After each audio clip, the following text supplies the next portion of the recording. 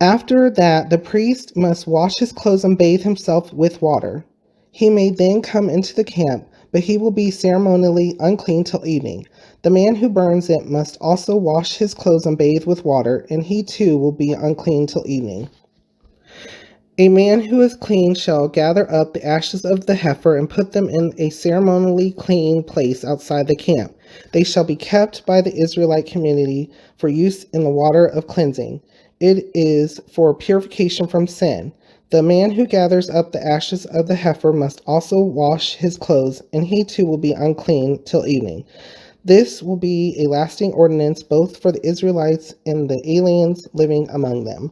Whoever touches the dead body of anyone will be unclean for 7 days. He must purify himself with the water on the third day, and on the seventh day, then he will be clean. But if he does not purify himself on the third and seventh days, he will not be clean. Whoever touches the dead body of anyone and fails to purify himself defiles the Lord's tabernacle. That person must be cut off from Israel, because the water of cleansing has not been sprinkled on him. He is unclean. His uncleanness remains on him. This is the law that applies when a person dies in a tent. Anyone who enters the tent and anyone who is in it will be unclean for 7 days. In every open container without a lid fastened on it will be unclean. Anyone out in the open who touches someone who has been killed with a sword, or someone who has died a natural death, or anyone who touches a human bone or a grave will be unclean for 7 days. For the unclean person, put some ashes from the burned purification offering into a jar and pour fresh water over them. Then a man who is ceremonially clean is to take some hyssop, dip it in the water, and sprinkle the tent and all the furnishings and the people who were there. He must also sprinkle anyone who has touched a human bone or a grave, or someone who has been killed, or someone who has died a natural death. The man who is clean is to sprinkle the unclean person on the third and seventh days, and on the seventh day he is to purify him. The person being cleansed must wash his clothes and bathe with water, and that evening he will be clean. But if a person who is unclean does not purify himself, he must be cut off from the community, because he has defiled the sanctuary of the Lord. The water of cleansing has not been sprinkled on him, and he is unclean. This is a lasting ordinance for them. The man who sprinkles the water of cleansing must also wash his clothes, and anyone who touches the water of cleansing will be unclean till evening. Anything that an unclean person touches becomes unclean, and anyone who touches it becomes unclean till evening. So we are again in the Old Testament, and this is under the law, and this is again while the Lord was living with the community, or residing with the community in a form, So again, could be no sin. Had to follow rules, particular rules, and